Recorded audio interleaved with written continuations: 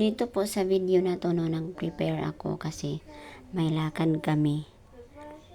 Pupunta kami ng Divisoria para maghanap ng gown, ball gown para sa JS prom ng anak ko. So may nakita kasi siya dito sa Baclaran. Tapos ang sabi ko, maghanap kami ng ibang option, baka mas mura doon at may magandang klase sa Divisoria. Kaya ayan, nag-prepare ang mama. Ang bag ko pala yan, i-flex ko yung bagong bili ko sa TikTok. Lagyan ko ng yung libro, tapos pitaka ko, tapos yung wallet na may mga cards, tapos salamin. Ayan, bago ilagay ang salamin, manalamin muna ako kung okay na ba ang itsura ng mama nyo. Tapos ayan, ballpen, kasi kailangan may ballpen tayo. Try na natin kung carry na. Pero ayan, magbaon tayo ng biscuits mga kapatid, kasi need natin yan. Wala pa naman kaming kain. Ayan, 3 pieces lang. Tapos ayan, nag-ready na kasi si ate ko, akala ko naghintay na rin sa baba, kaya need na namin mag rush. Yan, tingin-tingin muna saglit, ginawang salamin ang cellphone. Nasa hallway na kami. Hinintay ko yung anak ko kasi pinapalit ko siya ng tsinelas. Yan, so ayan ang outfit ng mama nyo.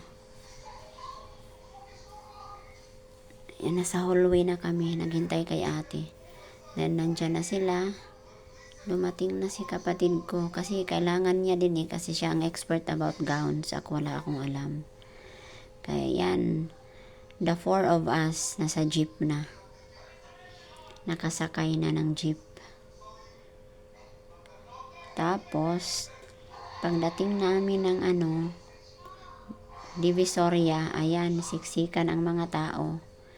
Pero nang dahil may sadya tayo, tara sa 168 Mall kami pupunta. Sa daanan, marami ding mga mura, pero minsan comparable din yung prices dito sa Baclaran at sa Divisoria. Kasi yung iba na mas mura sa Divisoria, mas mahal dito sa Baclaran. Yung iba naman mas mahal doon sa Divisoria, mas mahal sa Baclaran. Yung parang nagpapalitan lang sila ng price. Pero pagka ikaw maghanap talaga ng good deals, so kailangan mong maghanap ng mga options or mas magandang offer, or yun, maka-discount ka. Nandito na kami sa 168 Mall mga guys. Ayan, halo-halo, may mga wedding gowns, may mga long dresses, evening gowns, ball gowns. Ayan, wedding dresses. Ay, namimili. Tingin, paikot-ikot kung saan ang magustuhan. Ang gaganda ng mga gown din nila. Kaya lang pricey. Medyo pricey lalo na ngayon na palapit ang JS prom. Talagang tinataga din nila. Sukat-sukat si anak ko.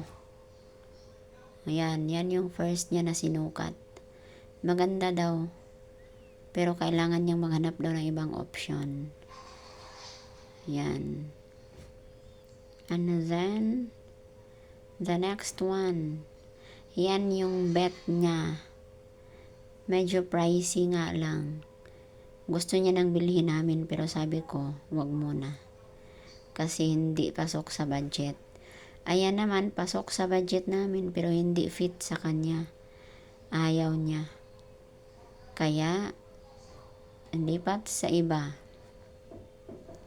Ayan, maganda, pero ayaw niya. Yan, gusto din niya, pero ayaw namin. So, ayan, umalis kami doon mga kapatid. Napaikot-ikot kami hanggang nakarating kami dito sa may mga chocolates. Ang dami. Pang Valentine's. Marami dito. Mga imported chocolates. Parang lahat yata nandito. Nandito sa 168 Mall 3rd floor.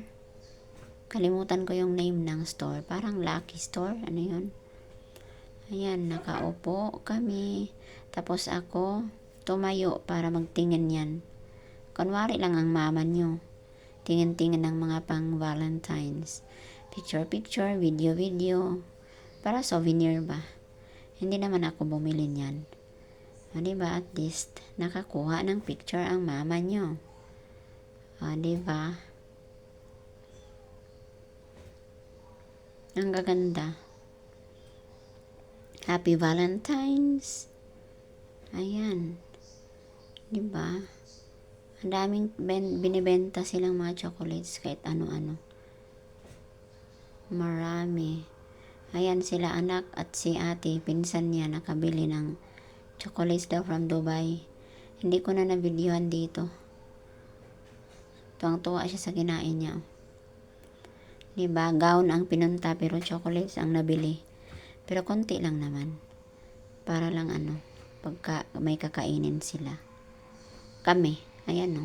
Nuts pala. Sa akin pala yung medyo Sa kanya isang box, isang balot lang na chocolates, tapos sa akin yung mga nuts.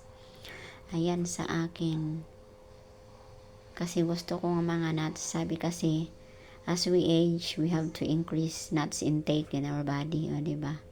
Nang English ang mama nyo. Pinasok sa bag na malaki. Ayan. Thank you for watching. Happy Valentine's to all.